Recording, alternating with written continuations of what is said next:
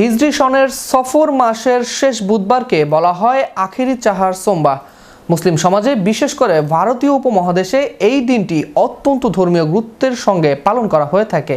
কিন্তু আখেরি চাহার সোমবার কী কারণে এত বেশি গুরুত্বপূর্ণ, বিস্তারিত থাকছে নেক্সট রিপোর্টে। হিজরি সনের সফর মাসের শেষ বুধবারকে বলা হয় আখেরি চাহার সোমবার। মুসলিম সমাজে বিশেষ করে ভারতীয় উপমহাদেশে এই দিনটি অত্যন্ত ধর্মীয় গুরুত্বের সঙ্গে পালন করা হয়ে থাকে। কিন্তু আখেরি চাহার সোমবার কী কারণে এত বেশি গুরুত্বপূর্ণ?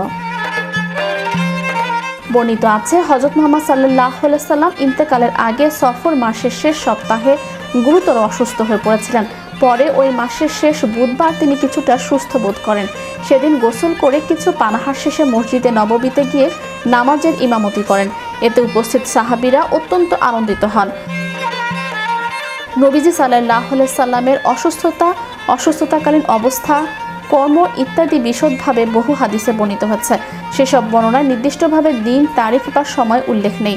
প্রচলিত বর্ণনা অনুযায়ী রাসূলুল্লাহ সাল্লাল্লাহু আলাইহি সাল্লাম জীবনের শেষবারের মতো রোগ মুক্তি লাভ করেন বলে দিনটিকে মুসলিমরা প্রতি বছর শুকরিয়া দিবস হিসেবে পালন করেন এবং নফল ইবাদত বন্দেগীর মাধ্যমে দিনটি কাটান।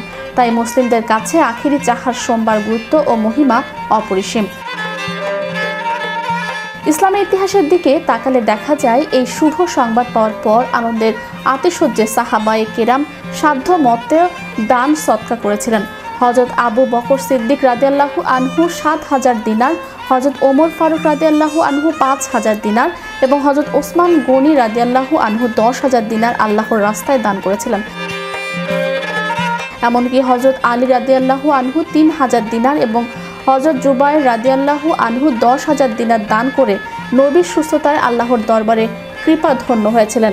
উপমহাদেশের বিভিন্ন অঞ্চলে এই দিনে সরকারি বা বেসরকারিভাবে ছুটি পালন করা হয় এবং বিভিন্ন শিক্ষা প্রতিষ্ঠান ও মাদ্রাসায় বিশেষ মিলাদ মাহফিল, আলোচনা সভা ও দোয়ার আয়োজন করা হয়।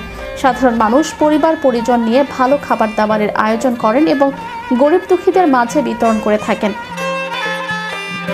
যদিও আধুনিক অনেক আলেম বা গবেষক এই নির্দিষ্ট উদযাপনের ভিত্তি নিয়ে নানা মত প্রকাশ করেন, তবুও ভারতীয় উপমহাদেশের মুসলিম সংস্কৃতির অংশ হিসেবে দিনটি দীর্ঘকাল ধরে শ্রদ্ধা ও আবহমান ভাবগাম্ভীর্যের সঙ্গে পালিত হয়ে আসছে।